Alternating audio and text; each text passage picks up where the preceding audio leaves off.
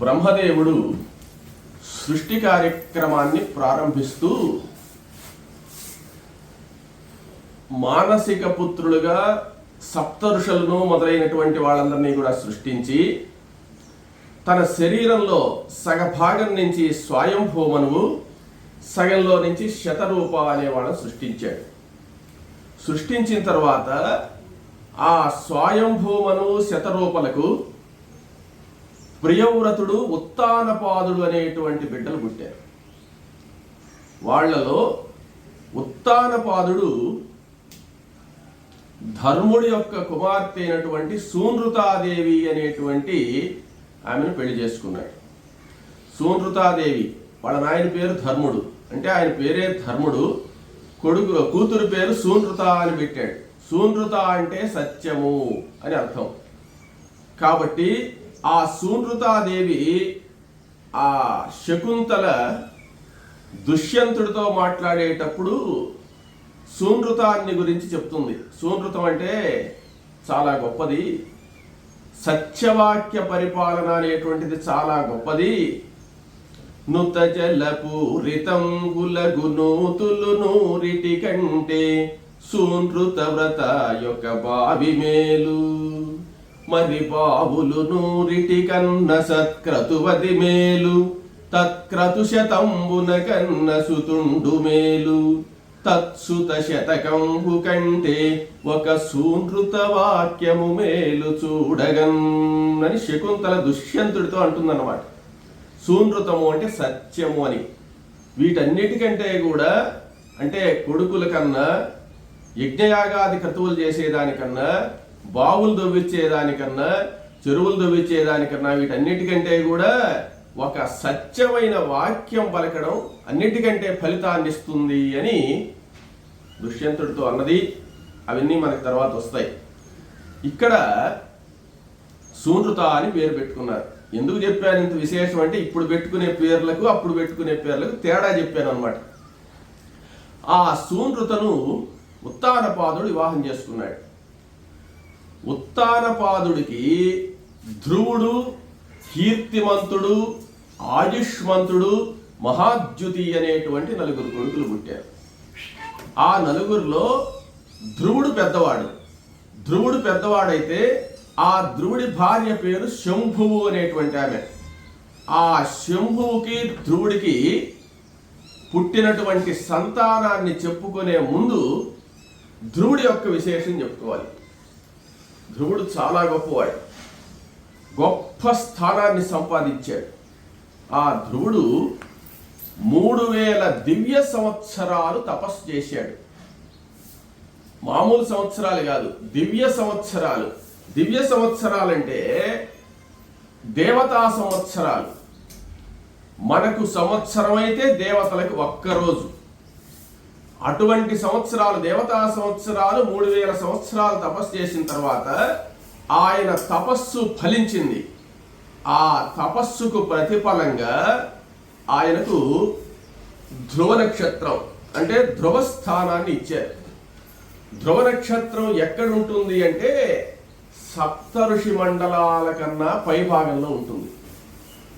బ్రహ్మ సృష్టించినటువంటి ఆ సప్తఋషులకు సప్తఋషి మండలాలు ఇచ్చారు. ఈ ధ్రువుడికి మాత్రం సప్తఋషి మండలానికన్నా పైనుండేటువంటి ధ్రువ మండలానికి అధికారిగా ఈ అధికారాన్ని ఇచ్చారన్నమాట. అటువంటి స్థానాన్ని ధ్రువుడు సంపాదించాడు. ఆ ధ్రువుడికి శంభువు అనేటువంటి భార్య, వాళ్లకు శ్లిష్ఠి అనేటువంటి కొడుకు పుట్టాడు. శ్లిష్ఠి. రెండవ కొడుకు భవ్యుడు. శ్లిష్ఠి, భవ్యుడు అనేటువంటి బిడ్డలు పుట్టారు. ఆ శ్లిష్ఠి భార్య పేరు సుచ్ఛాయ. ఇక్కడ పెద్ద కొడుకులే వరుస వస్తూ ఉంటారు అన్నమాట. ఆ సుచ్ఛాయ శ్లిష్ఠికి రిపుడు అనేటువంటి కొడుకు, రిపుంజయుడు అనేటువంటి కుమారుడు, పుణ్యుడు అనేటువంటి కుమారుడు, వృకలుడు అనేటువంటి కుమారుడు, తర్వాత వృకతేజుడు అనేటువంటి కుమారుడు 5 పుట్టారు. ఆ 5లో మొట్టమొదటి కొడుకైనటువంటి రిపుడికి బృహతి అనేటువంటి భార్య, ఆ బృహతి అనేటువంటి భార్య యందు చాక్షుష మనువు అనేటువంటి ఆయన పుట్టాడు. అంటే మనువులు 14 మంది మనకు ఉండేది. ఆ 14 మన్వంతరాలు విషయం మనం తర్వాత తెలుసుకుందాము. ఇక్కడ చాక్షుషుడు అనేటువంటి ఆయన పుట్టాడు. ఆయన మన్వంతరాధిపతి అయినాడు అనమాట. ఈ రిపుడు అనేటువంటి ఆయనకి పుట్టినటువంటి ఆయన. తరువాత చాక్షుష మనువు పుష్కరిణి అనేటువంటి ఆమెను వివాహం చేసుకున్నాడు. ఆ పుష్కరిణి యందు చాక్షుష మనువుకు వీరణుడు అనేటువంటి కొడుకు పుట్టాడు. ఈ వీరణుడు అనేటువంటి ఆయనకు ఈయన భార్య పేరు నడ్వల. ఈ నడ్వల అనేటువంటి భార్య యందు వీరణుడికి 10 మంది బిడ్డలు పుట్టారు. ఆ 10 మంది పేర్లు, మొదట ఆయన పేరు ఊరుడు, పూరుడు, శతధ్యుమ్నుడు, తపస్వి, సత్యవాక్కు, కవి, అతిరాత్రుడు, అగ్నిష్ఠుత్తు, సత్యద్యుమ్నుడు, అభిమన్యుడు అనేటువంటి వాళ్ళు 10 మంది పుట్టారు. ఇది పురాణం పేరే హరివంశం. వంశాన్ని గురించే చెప్పమని చెప్పి అక్కడ అడిగారు. కాబట్టి వంశ పరంపర అంతా కూడా చెప్తుంటారు. ఇప్పుడు మనం ఈ పేర్లన్నీ వింటూ ఉంటే ఇవన్నీ వినడం అవసరమా అని మనకు అనిపిస్తూ ఉంటుంది. ఈ ఘట్టమంతా అయిన తర్వాత నేను ఒక విషయం చెప్తాను. అది విన్నప్పుడు వరే మనం వినుంటే బాగుండేదే అనిపిస్తుంది అనమాట. ఇవి ఎందుకు ఇంత జాగ్రత్తగా చెప్తున్నానంటే ఇవన్నీ శ్రద్ధాభక్తులతో వినినందువల్ల అత్యంత ఉత్కృష్టమైనటువంటి గొప్పదైనటువంటి ఫలితం చెప్తాడు లాస్ట్లో. ఆ ఫలితం పొందాలంటే వీళ్ళ పేర్లన్నీ వినాలి. ఇవన్నీ దైవ సంబంధమైనటువంటి నామధేయాలేనమాట. ఈ 10 మందిలో ఊరుడు అనేటువంటి ఆయన పెద్ద కుమారుడు. ఆ ఊరుడికి ఆగ్నేయి అనేటువంటి భార్య. ఆగ్నేయి అనేటువంటి భార్య యందు ఆయనకు అంగుడు అనేటువంటి కుమారుడు పుట్టాడు. ఈ అంగుడు చాలా సుప్రసిద్ధుడు. ఈ అంగుడు మృత్యుదేవత కుమార్తె అయినటువంటి సునీత, అంటే మృత్యువు యొక్క కుమార్తె సునీత ఉంది. ఆ సునీతను చేసుకున్నాడు. ఆ మృత్యువు అంటే మృత్యువు అనేటువంటిది ప్రాణాంతకమైనటువంటి ఒక పరిస్థితి అని అందరికీ తెలుసు. ఆ మృత్యువుకు అధిదేవతను మృత్యుదేవత అంటారు. ఆ మృత్యుదేవత కూడా మృత్యువుకు కారణమైన వాడు ఆయన. ఒక్కొక్క సందర్భంలో ఈ మృత్యుదేవత మీద అధికారి స్త్రీ ఉండొచ్చు, పురుషుడు ఉండొచ్చు. యుగ భేదాన్ని బట్టి, కల్ప భేదాన్ని బట్టి మారుతుంటారు. ఈ మృత్యువు అనేటువంటి దేవత, మృత్యువు యొక్క కుమార్తె సునీత. ప్రస్తుతం అయితే పురుషుడే ఉన్నాడనమాట. ఆ సునీత అంగుణ్ణి వివాహం చేసుకున్న తర్వాత వేణుడు అనేటువంటి కుమారుడు పుడతాడు. అయితే ఈ అంగుడికి అన్నదమ్ముళ్ళు ఉన్నారా లేరా? అంగుడు ఒక్కడేనా అంటే అన్నదమ్ముళ్ళు ఉన్నారు. వాళ్ళు సుమనుడు, ఖ్యాతి, క్రతువు, అంగిరసుడు, గయుడు అనేటువంటి వాళ్ళు. వీళ్ళందరూ కూడా అంగుడు యొక్క అన్నదమ్ముళ్ళు. అంగుడు మహా గొప్పవాడు. ఎటువంటి వాడంటే అంగుడు ఎంత తపశ్శక్తి సంపన్నుడు అని అంటే, ఆయన గాని యజ్ఞయాగాది క్రతువులు గాని చేస్తే దేవతలు ప్రత్యక్షంగా వచ్చి హవిస్సు తీసుకునేవాళ్ళట. అంత గొప్ప శక్తి సంపన్నుడు ఆయన. అటువంటి అంగుడికి వేణుడు అనేటువంటి ఆయన పుట్టాడు. ఈ వేణుడు పూర్తిగా తండ్రికి విరోధం అన్నమాట, వ్యతిరేకం. ఆయన ఎంత ఆస్తికుడో ఈయనంత నాస్తికుడు అన్నమాట. ఈయన ఏ యజ్ఞయాగాది క్రతువులు చేసేవాడు కాదు, చేస్తే ఒప్పుకునేవాడు కాదు, ఏ దేవతను పూజ చేసేదానికి ఒప్పుకోడు. ఆ విధమైనటువంటి రాజ్య పరిపాలన చేశాడు ఈయన వేణుడు. ఆయన వృత్తాంతం మనకు తర్వాత వస్తుంది, అందువల్ల లఘువుగా చెప్పాను. ఆ వేణుడు ఒకానొక సందర్భంలో ఎవ్వరి మాట వినకుండా ఆయన ఒక నియంతగా పరిపాలన చేస్తూ అసలు దేవుణ్ణే ఆరాధించద్దు, యజ్ఞయాగాది క్రతువులు చెయ్యొద్దు, అందరూ నన్నే పూజించండి, నన్నే ఆరాధించండి, నన్ను మించిన వాళ్ళు ఎవరు లేరు అనేటువంటి ఒక అహంకారానికి వచ్చి బ్రాహ్మణులను కూడా తిరుక్కున్నాడు. బ్రాహ్మణులను మంత్రులందరినీ కూడా తిరుక్కున్నప్పుడు ఆ బ్రాహ్మణులందరూ కలిసి ఆ వేణుణ్ణి సంహరించేశారు. సంహరించిన తర్వాత అందరూ పట్టుకుని కొట్టారు, ఆయన పడిపోయినాడు. అంటే బ్రహ్మ తేజస్సు ముందు ఆ క్షత్రియ తేజస్సు ఏం చేయలేదు కదా. వాళ్ళు ఎందుకు కొట్టారు, ఎందుకు ఆ విధంగా చేశారంటే రాజ్యం భ్రష్టు పట్టిపోతుందని, రాజు ప్రవర్తన బాగలేదని, రాజును రక్షించాల్సిన బాధ్యత పురోహితుడికి ఉంది కాబట్టి చేశారు. చేసిన తర్వాత ఆయనను మర్దించారు. తర్వాత మథనం చేస్తే ఆయన వేణుడు చేతిలో నుంచి పృథు చక్రవర్తి పుట్టాడు అనమాట. తర్వాత వేణుడు పుణ్యలోకాలకు వెళ్ళాడు. ఆ విషయాన్ని ఈ కథ తర్వాతే వస్తుంది మనకు, అందువల్ల అక్కడ వివరంగా చెప్తాను. ఆ పృథువు పుట్టిన తర్వాత పృథు చక్రవర్తి కథ కూడా మనకు ఈ హరివంశంలో వివరంగా చెప్తాడు. ఈ పృథువు మహానుభావుడు. చూడండి, తాతగారు ఎంత మహానుభావుడో మనవడు అంత మహానుభావుడు. మధ్యలో తండ్రి మాత్రం వీళ్ళిద్దరికీ వ్యతిరేకంగా ఉండాడు అనమాట.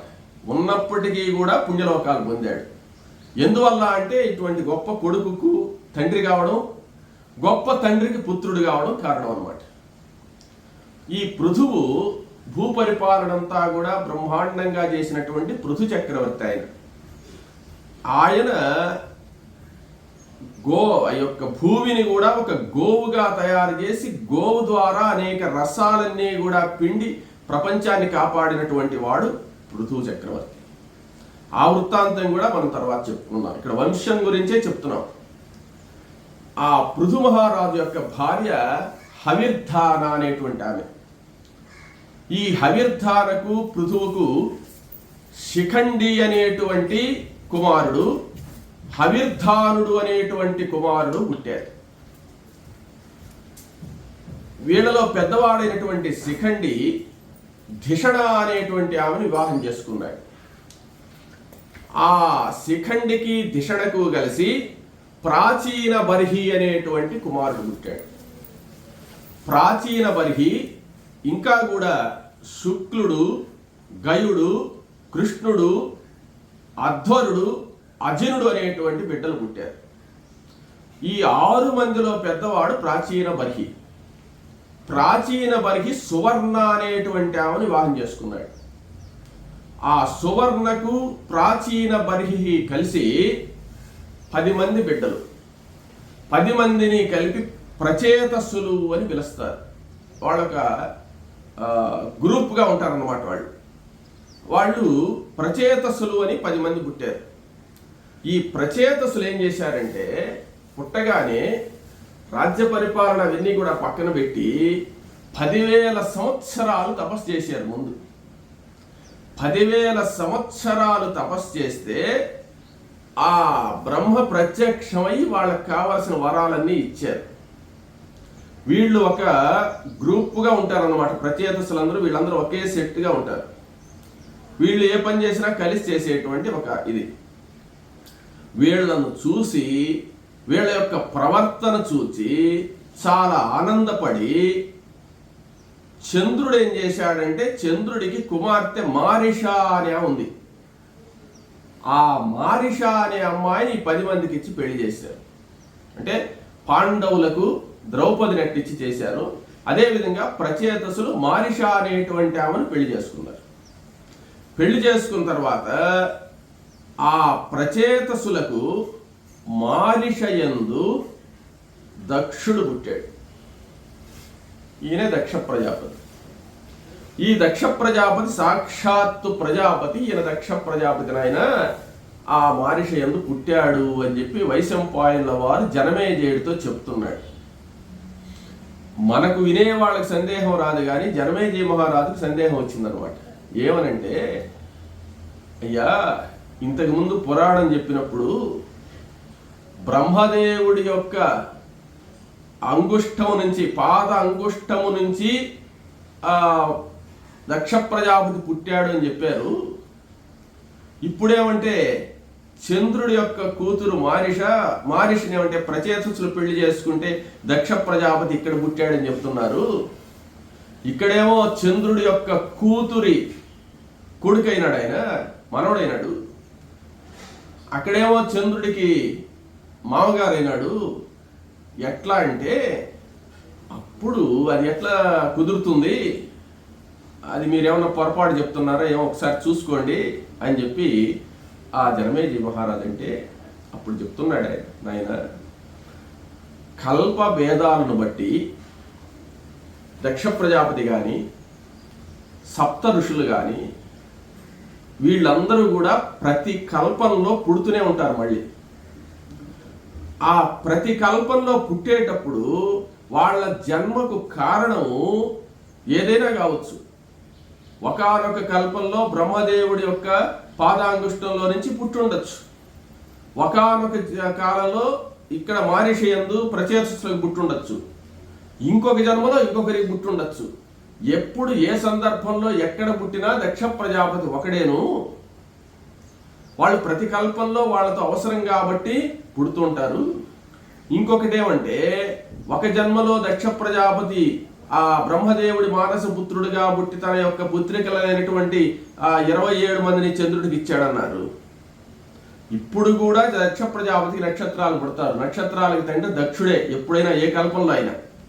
ఈ కల్పంలో ప్రచేతసుల కొడుకుగా ఉండేటువంటి దక్షుడు 27 మందిని చంద్రుడికే ఇచ్చి పెళ్లి చేస్తాడు. కానీ ఇక్కడ చంద్రుడు వాళ్ళ తాత అయినాడు, వాళ్ళ అమ్మ నాయన అయినాడు అనమాట. తాత అయినా తండ్రి అయినా వాళ్ళకు వయస్సు భేదం ఉండదు నాయన. వాళ్ళు త్రిదశులు. వాళ్ళు ఎప్పుడు 25 సంవత్సరాల వయసులో, 20 సంవత్సరాల లోపల ఉండేటువంటి వయసులో ఎప్పుడు యవ్వనవంతులుగానే ఉంటారు దేవతలందరూ. ముసలి వాళ్ళు ఎవరు కారు. జన్మలు వాళ్ళ తపస్సును బట్టి వాళ్ళు జన్మలు ఎత్తుతుంటారు. ఇక్కడ వాళ్ళ కేటగిరీ ఏంటంటే వాళ్ళు చేసేటువంటి తపస్సే, తప ఫలితం వల్లే ఎక్కడ పుట్టాలో నిర్ణయించి అక్కడ పుడుతుంటారు అంతేను. కానీ చంద్రుడు వాళ్ళ తాత అయిపోయినే, ముసలోడు అయిపోయినే, ఈయన కూతురునిచ్చారనేది కాదు. చంద్రుడు ఎప్పుడు యవ్వనంలోనే ఉంటాడు. ఒక్కొక్క కల్పంలో ఒక్కొక్క చోట పుట్టి వాళ్ళకి పుట్టినటువంటి కన్యలను చంద్రుడికి ఇస్తూ ఉంటాడు దక్షుడు. కాబట్టి ఈ కల్పంలో ఈ విధంగా అవతరించాడు. అదేవిధంగా బ్రహ్మదేవుడు కూడా అనేక కల్పాల్లో అనేక విధంగా అవతరిస్తున్నాడని చెప్పుకున్నాం కదా. కాబట్టి ఒక్కొక్క కల్పంలో ఒక్కొక్క విధంగా సృష్టి జరుగుతుంది. అవన్నీ మనం ప్రశ్నించాల్సిన అవసరం లేదు. వ్యాసుడేం పొరపాటు రాయలేదు, నేనేం తప్పు చెప్పడం లేదు, ఉన్న విషయమేను అని చెప్పాడు. దీనికంతా కూడా కారణమైనటువంటి వాళ్ళు పరాత్పరుడు, ఆ పరబ్రహ్మ ఒక్కొక్క కల్పంలో ఒక్కొక్క సృష్టి ఈ విధంగా నిర్ణయించుంటే ఆ విధంగానే జరుగుతూ ఉంటుంది. ఒక్కొక్క కల్పంలో వినాయకుడు పెద్దవాడు ఉంటాడు, సుబ్రహ్మణ్య స్వామి చిన్నవాడు ఉంటాడు. ఒక్కొక్క కల్పంలో సుబ్రహ్మణ్య స్వామి పెద్దవాడు ఉంటాడు, వినాయకుడు చిన్నవాడు ఉంటాడు. చిన్నవాడైనా పెద్దవాడైనా వాళ్ళ వయోభేదాలు ఏమి ఉండవు. అందరూ ఒకే వయసులోనే ఉంటారు, యవ్వనవంతులుగానే ఉంటారు. కానీ వాళ్ళ జన్మలు ఒక్కొక్క విధమైన సందర్భాల్లో జరుగుతాయి. కాబట్టి ఈ కల్పంలో ఈ విధంగా పుట్టాడు దక్ష ప్రజాపతి అని చెప్పాడు. పుట్టింది కాబట్టి ఒక్కొక్క కల్పంలో ఒక్కొక్క విధంగా పుడుతున్నారు. అదేవిధంగా ఈ దక్ష ప్రజాపతి ఈ విధంగా జన్మించిన తర్వాత వివాహం చేసుకున్నాడు. వివాహం ఎవరిని చేసుకున్నాడు అంటే వీరణుడు అనేటువంటి ఆయన పుత్రిక అయినటువంటి అశిక్ని అనేటువంటి ఆమెను చేసుకున్నాడు. ఈ వీరణుడు ఎవరయ్యా అంటే చాక్షుషమనువు యొక్క కుమారుడు. చాక్షుషమనువు యొక్క కుమారుడైనటువంటి వీరణుడి యొక్క పుత్రిక అయినటువంటి అశిక్ని అనేటువంటి ఆమెను వివాహం చేసుకున్నాడు. వివాహం చేసుకున్న తర్వాత బ్రహ్మదేవుడు దక్ష ప్రజాపతిని పిలిచాడు. నాయన, సృష్టి కార్యక్రమాన్ని ప్రారంభించు అన్నాడు. సరేనన్నాడు. అప్పటి వరకు సృష్టి కార్యక్రమము స్పర్శ వల్ల, దర్శనం వల్ల, సంకల్పం వల్ల మాత్రమే చేస్తూ వచ్చారనమాట. ఇప్పుడు భార్య ఉన్నది, భార్యను అలా స్పర్శిస్తే గర్భం వచ్చేస్తుంది అంతే. సంభోగం చేయాల్సినటువంటి అవసరం అప్పటి వరకు బ్రహ్మదేవుడేమి పెట్టుకోలేదన్నమాట. దక్ష ప్రజాపతితోనే మొదలు పెట్టాడు. ఈ దక్ష ప్రజాపతితో మొదలు పెట్టాడంటే ఇప్పుడు మనం ఒక కల్పాన్ని గురించి చెప్పుకుంటున్నాం. ఆయన మొదటి కల్పంలోనే దక్ష ప్రజాపతి ప్రతి కల్పంలో ఉన్నాడని చెప్పాం కదా. ఆ మొట్టమొదటి సృష్టి అప్పుడే దక్ష ప్రజాపతికి చెప్పాడు అనమాట. ఏమనంటే మైథున క్రియ అనేటువంటిది ఒక కొత్తది కనుక్కున్నాను నేను. కాబట్టి సృష్టి అనేటువంటిది ఈ స్పర్శన దర్శన సంకల్పముల వల్ల అంత ఎక్కువగా జరగడం లేదు. సృష్టి కార్యక్రమం ఎక్కువ జరగాలి కాబట్టి మైథున క్రియ అనేటువంటిది ఒకటి మొదలు పెట్టాను. నేను ఆలోచించాను, నువ్వేంటంటే నీ భార్యతో కలిసి మైథునం చేసిన తర్వాత సంతానాన్ని కలిగే ప్రయత్నం ఒకటి చేశాను, దాన్ని ప్రయోగించున్నాడు. మొట్టమొదట మైథున క్రియ మొదలు పెట్టింది దక్ష ప్రజాపతి. ఆ దక్ష ప్రజాపతి మైథున క్రియ ద్వారా మొట్టమొదట 5,000 మంది కొడుకులను కన్నాడు. 5,000 మంది కొడుకులను కనిన తర్వాత ఆ 5,000 మంది కొడుకులు మంచి జ్ఞానులు. వాళ్ళ ద్వారా సృష్టి కార్యక్రమం అంతా చేయొచ్చులే. ఇప్పుడు 5,000 మందికి 5,000 మంది స్త్రీల నుంచి పెళ్లిళ్ళు చేస్తే ఇంక పెద్ద సంసారం అయిపోతుంది కదా అనుకుంటున్న సందర్భంలో నారద మహర్షి వాళ్ళకి ఏం చెప్పాడంటే, మరే మీరు ఇప్పుడే ఇది విధంగా పెళ్లిళ్ళు చేసుకొని తర్వాత ఏమంటే రాజ్య పరిపాలన చేయడం కాదయ్యా, ముందు అసలు ఈ భూమండలం ఎంత ఉందో, ఏ ఏ దేశాలు ఉన్నాయో, ఎంత పరిమాణం ఉందో, సముద్రాలు ఎక్కడ ఉన్నాయి, నదులు ఎక్కడ ఉన్నాయి, అసలు భూమి ఎట్టుంది, ఆకాశం ఎట్టుంది అంత తెలుసుకోవాలి కదా మీరు. లోక జ్ఞానం లేకుండా పెళ్లిళ్ళు ఎట్టు చేసుకుంటారా మీరు? కాబట్టి ముందు ప్రపంచం చూసి రావాలా, 4 మూల తిరిగి చూసి రావండి అని పంపించేశాడు. నిజమే కదా, ప్రపంచ జ్ఞానం ఉండాలి కదా అని చెప్పి వాళ్ళు వెళ్ళారు. వాళ్ళు వెళ్ళిన పాట వాళ్ళు ఇంక రాలే. వాళ్ళు ఆ జ్ఞానాన్ని తెలుసుకున్న తర్వాత నారద మహర్షి ఉపదేశిస్తే ఇంకెక్కడ వస్తారు? వాళ్ళు ఏమంటే ఇక్కడ ఏమీ లేదు పోనాయన, మీరు ఎందుకు శ్రమ, మీరు ముక్తిని పొందుకోండి అన్నట్టుగా చెప్పి పంపించేశాడు వాళ్ళు ఇంక రాలేదు. మళ్ళీ దక్ష ప్రజాపతి చూసి ఇంక రారని చెప్పి మరలా మైథున క్రియ ద్వారా 1,000 మందిని కన్నాడు. ఆ 1000 మందిని ఉత్పత్తి చేస్తే ఆ 1000 మంది ఇక్కడ దక్ష ప్రజాపతి కన్నాడు అంటే మీరేమనుకుంటున్నారంటే దక్ష ప్రజాపతి కనలేదు, దక్షిణ ప్రజాపతి భార్య ద్వారా కన్నాడని అర్థం అనమాట. తర్వాత ఆ 1000 మంది పుట్టగానే వాళ్ళు కొంచెం తయారవ్వగానే మళ్ళీ నారద మహర్షి వచ్చాడు. నారద మహర్షి ఏం చెప్పాడంటే, మీ అన్నలందరూ పోయి ఉన్నారా, ఇన్ని సంవత్సరాలు అయితే ఒక్కరు కూడా రాలేదు, వాళ్ళని ఒక్కసారి వెతికి రావండి మీరు. వాళ్ళ అన్నలు ఉన్నారు కదా, వాళ్ళకి పెళ్లిళ్ళు కాకుండా మీరెట్ట చేసుకుంటారు, వాళ్ళని పోయి ఎత్తుక్కొని రావండి అని వీళ్ళని పంపించాడు. వీళ్ళు పోయిన వాళ్ళు ఈ ప్రపంచం అంతా తిరుగుతూ అక్కడ తిరుగుతూ ఇక్కడ తిరుగుతూ ఇంక వాళ్ళు రావడానికి బుద్ధి పుట్టలేదు. వాళ్ళు ఎట్ట పోయినారు, ఎన్ని సంవత్సరాలు చూసినా వాళ్ళు రాలేదు. ఈ 1000 మంది కూడా వెళ్ళారు. అందుకే ఎప్పుడైనా అన్నలు కానీ తప్పిపోతే వెతకడానికి తమ్ముళ్ళని పంపించకూడదట. అంటే వీళ్ళు కూడా రారు, అసలు వంశమే లేకుండా పోతుందని చెప్తుంటారు మామూలు. సరే వీళ్ళు రాలేదు, వాళ్ళు రాలేదు. అప్పుడు దక్ష ప్రజాపతి ఇంకా బాధపడి, ఇంత సంతానోత్పత్తి జరిగినా నాకు ఫలం లేకుండా పోయింది అని ఆయన తరువాత ప్రయత్నించి 60 మంది కూతుళ్ళను కన్నాడు. ఈ 60 మంది కూతుళ్ళు పుట్టిన తర్వాత ఈ కూతుళ్ళని ఏం చేయలేకపోయినాడు నారద మహర్షి. 60 మంది కూతుళ్ళు పుట్టిన తర్వాత 60 మందిని ఏం చేయలేక గమ్మునున్నాడు. ఈ 60 మంది పెద్దవాళ్ళు అయిన తర్వాత వాళ్లను 10 మందిని ధర్ముడు అని ఆయనకి ఇచ్చి వివాహం చేశాడు. 13 మందిని కశ్యప ప్రజాపతికి ఇచ్చాడు. దక్ష ప్రజాపతి కూతుళ్ళు వీళ్ళందరూ. 27 మందిని చంద్రుడికి ఇచ్చాడు. 4 అరిష్టనేమి అని ఆయనకి ఇచ్చాడు. 2 అమ్మాయిలను కృశాశ్వుడికి ఇచ్చాడు. 2 అమ్మాయిలను బహుపుత్రుడని ఆయనకి ఇచ్చాడు. 2 అంగిరసుడు అని ఆయనకి ఇచ్చాడు. అక్కడికి 60 మంది పూర్తయిపోయినారు.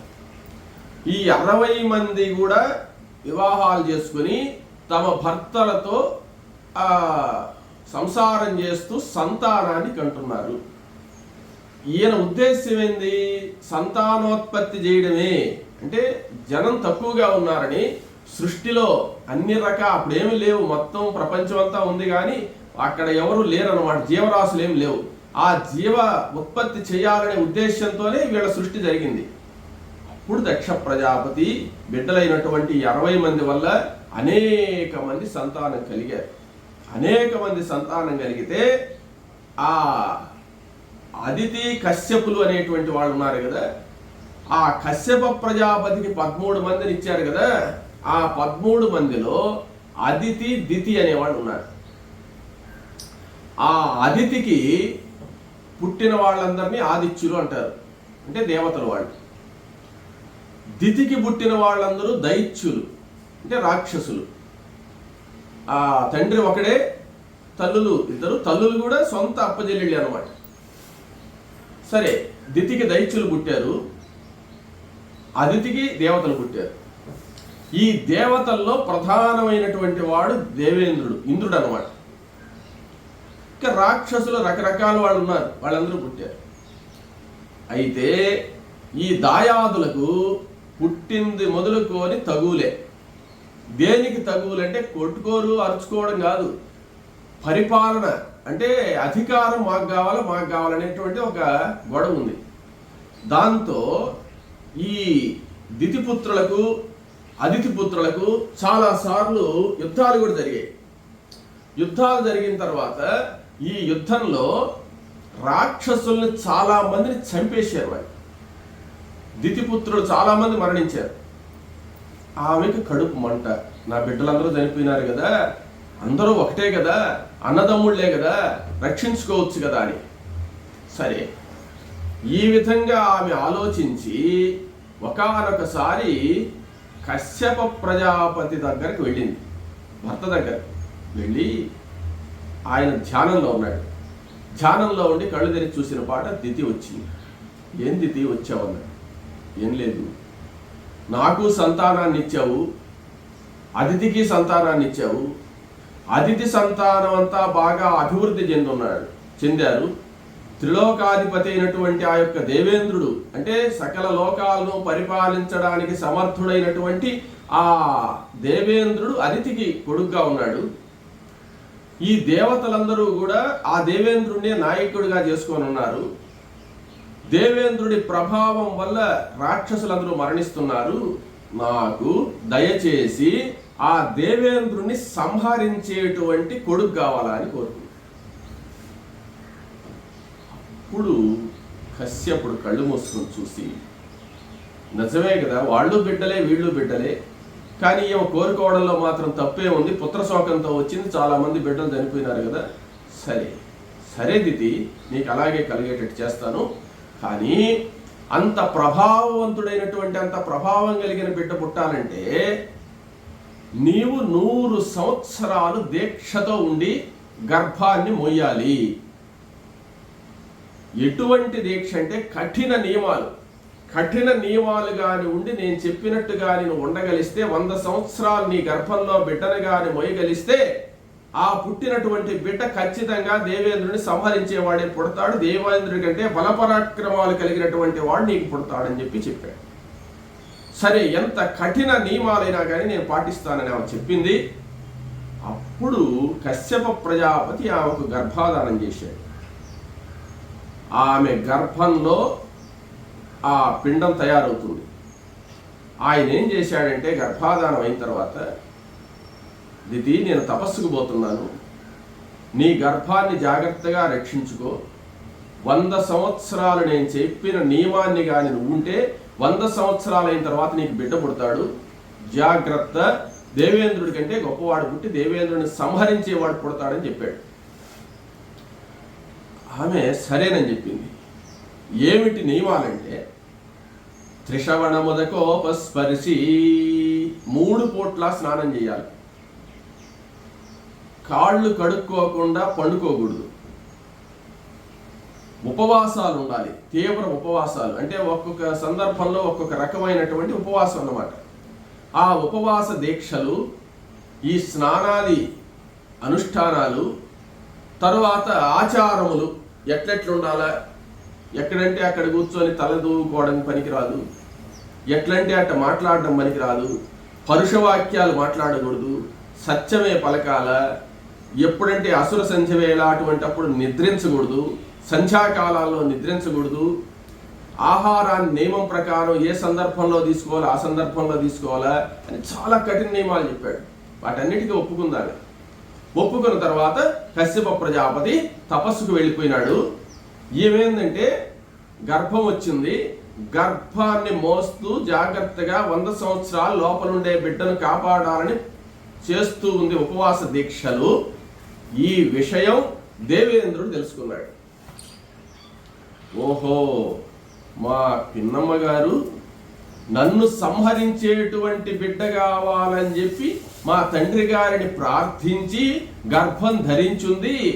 ఆ బిడ్డ గాని కడుపులో పెద్దవాడై పుట్టాడంటే నన్ను సంహరిస్తాడు. నా పదవి తీసుకోవడం కాదు, నన్నే సంహరించేటువంటి బిడ్డ పుడతాడు. కాబట్టి ఆ బిడ్డను పుట్టనీయకుండా చెయ్యాలి అని దేవేంద్రుడు ఆలోచించినటువంటి వాడై ఎలా చెయ్యాలి అని ఆలోచించాడు. ఆలోచించి తల్లి వద్దకు వెళ్ళి, అంటే వాళ్ళ పిన్నమ్మ వద్దకు వెళ్ళి, దితి వద్దకు వెళ్ళి ఆమె శుశ్రూష చేద్దాము అని ఆయన బాగా ఆలోచించుకున్నాడు. ఏం చేయాలనేది మనసులో ఉంది ఆయన.